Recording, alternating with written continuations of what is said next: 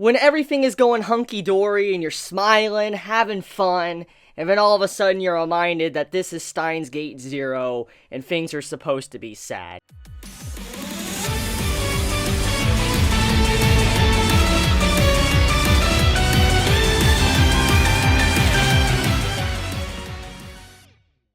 One of the big things that I like about this episode is the concept of AI Kurisu and how she is fundamentally different and the same person as her human counterpart. Now, I briefly talked about this in my last review of Steins Gate Zero. I talked about how Hoin Kyoma, or Okabe, because technically Kyoma is dead because his personality there is gone after what happened to Kurisu and the other timeline. So to get back on topic though, I talked about this saying that, Okabe, he was chasing after Kurisu in the opening song, kind of like her shadow. And as we know, he has a severe case of PTSD. Once again, we see that displayed at the end of this episode, and a couple of times before that actually throughout the episode. We know that, Okabe is dealing with his own internal suffering. He's trying to figure out a way to move on, cope with everything that happened. We even have a little image where Maho's looking up stuff, and you can see how some people try to figure out how to cope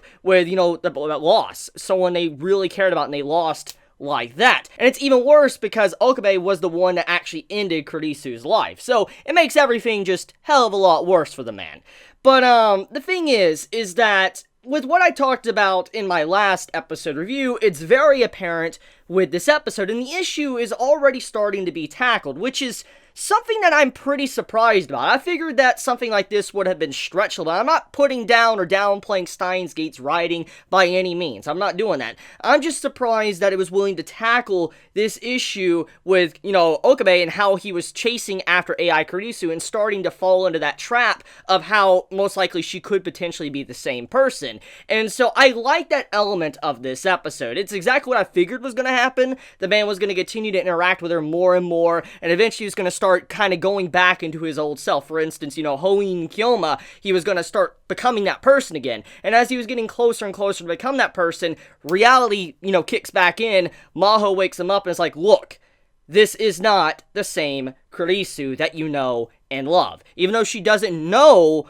what, Okabe had, with Kurisu, she knows for a fact that Kurisu meant a lot to him. She, at the very least, knows that. And it's very obvious from the dialogue from her and the little image we get of her that she also had to deal with a lot of problems of, losing Kurisu. She had to cope, figure out ways to cope. So she's coming from her own personal experience that she has went through to try to talk to Okabe, because she's been around this AI Kurisu since the very beginning, so obviously she's speaking from experience. Do not think it's the exact same person. So let's get into that, okay? So I talked about how, Okabe was chasing after the ghost of Kurisu, but let's talk about how this AI is very different and could sometimes be mistaken for the same person.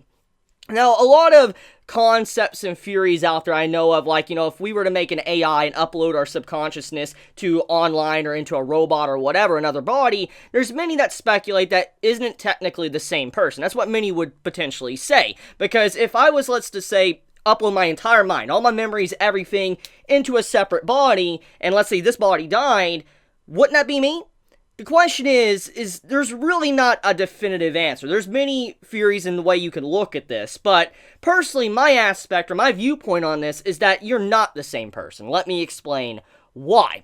See, AI Kurisu, even though she acts just like the human Kurisu throughout Steins Gate, she is already a different person. Number one, because of her body. She's an AI. But if we're not even counting the AI aspect of her, okay? Let's just not even count that. Let's not say she's an AI program or whatever. Let's not even look at that, okay? There's a lot of things that you can look at to show that she's already a different person. Number one, she may have all the memories and stuff that Kurisu had, but she is now going through new experiences, learning new things from a different angle, which is completely different to whatever Kurisu did, human Kurisu did. So she's automatically different. She's already had a shift in her personality changes to her person compared to how human Kurisu was. So she's not the same person at all. And so they could never be. Even if she was an AI and she was just, say, like a clone or something, she is a different person. So that was kind of like the meaning towards the end of the episode of what Maho was trying to say about Kurisu, that you cannot fall into that trap.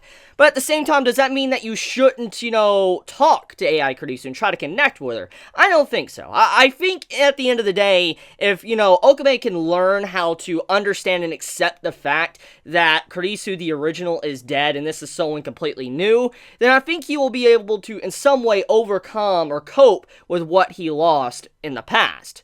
And I feel like that's a good step for him. But at the same time, it's a very dangerous line he is walking on, because he can easily fall into the trap of trying to use this as an escape instead of trying to use it as a means of coping and moving on. So that is the problem that, Okabe is currently facing when it comes to this Kurisu. And that's what majority of the episode was about, slowly showing that he's going back into his old self and then eventually waking back up again. Anyways, getting off of that, let's talk about the other little scenes throughout this episode. Let's talk about the beginning with Mayuri. So, Mayuri, we get to see a little bit of a viewpoint of her friends. Now, I want to be honest, you can correct me on this if I am wrong. Please do so in the comments below.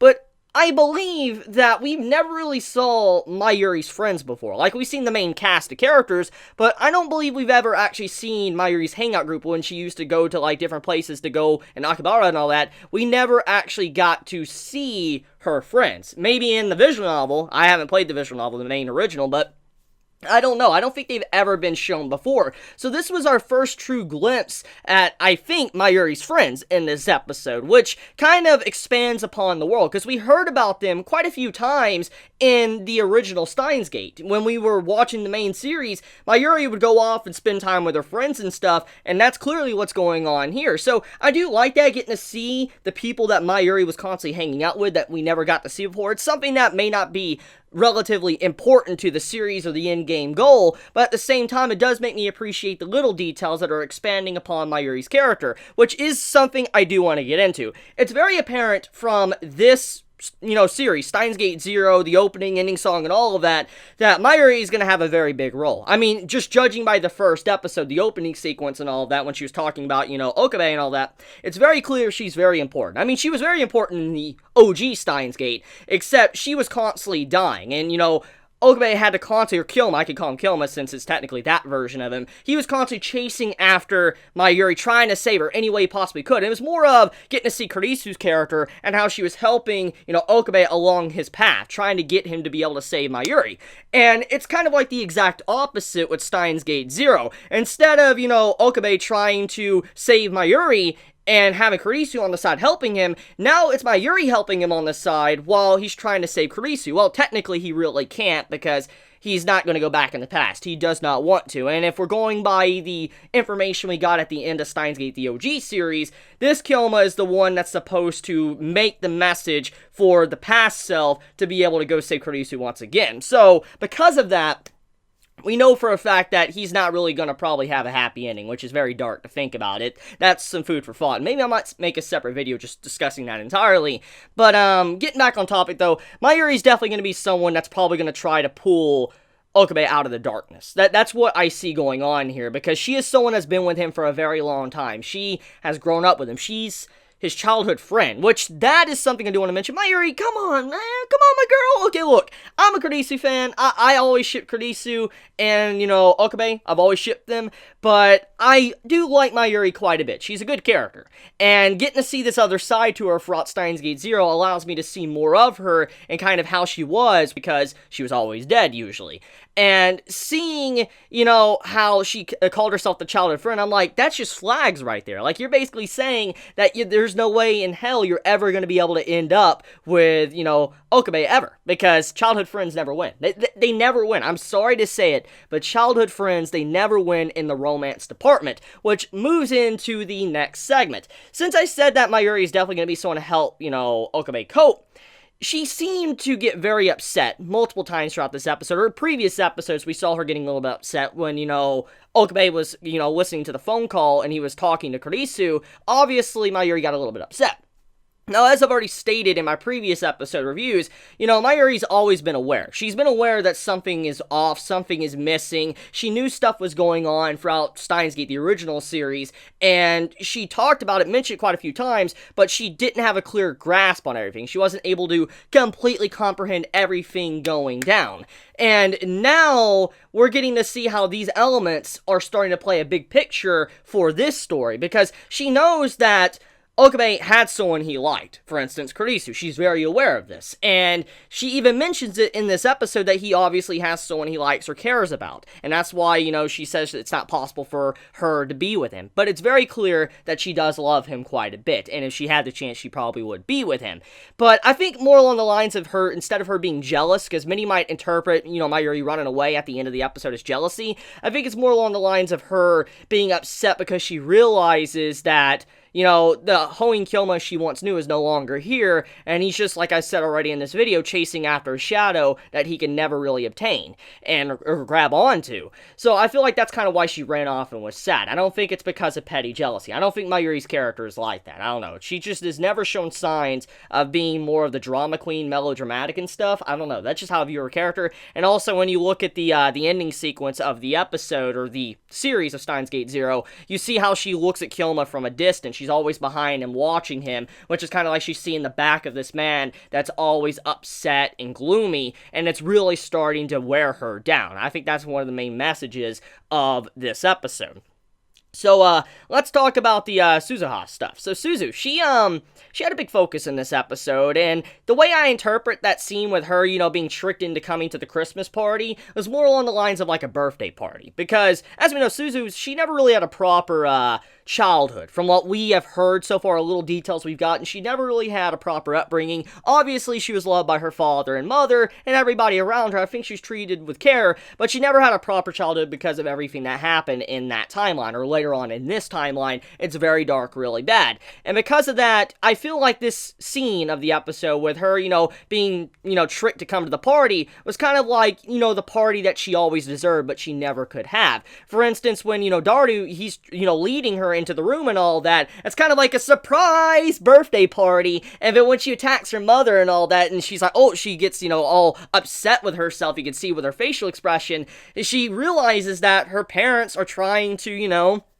make her happy, make her feel safe in what way. And Daru, when he was talking to Suzu, he's like, just enjoy the party. It's not gonna hurt or anything. It's like her father saying, just enjoy. Have fun. Stop being so serious. And I like that scene. I don't know how many others like that scene, but that's how I interpret it, and I want more of that type of stuff, because Suzu's always been a character that, she was in the series, but she didn't have, like, a lot of focus. She got some good development. Oh my god, the backstory of one of the timelines to when she grew old and forgot everything, that was insane. But, I mean, I've always wanted more from her character, and I'm glad that this series is starting to expand upon her, since technically she is very important for, the endgame of Steins Gate.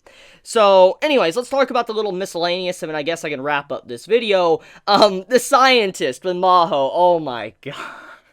If him saying Lentalo wasn't good enough, this man he calls the trap a pretty girl. I'm like, yo. And he's like, that's a pretty girl and all that. And then, Okabe's like, it's a boy. I'm just like, yo, like the man's facial expression in that moment, he's like, did he just say that? Like, the facial expression was just too good. I cracked up. I couldn't help but laugh. And so, I mean, just once again, it shows that this series is keeping to the OG style, the themes, to the comedy, to the seriousness. I appreciate stuff like this, and definitely one of my favorite series so far from Spring of Anime 2018. And potentially the anime of the year, depending on how this all goes. But I think I want to end this here. It's a good episode. I like the concepts and themes that are being used. I do wonder how Maho is going to try to help, Okabe cope with everything. I mean, there's a lot of questions I have, but for now, though, I guess I'll end it at that. I love you guys. You have a wonderful day or night wherever you live. Please be safe. If you enjoy my content, please subscribe. If you like this video, please leave a like, because it helps me out a lot and lets me know you guys enjoy this content. Chibi out.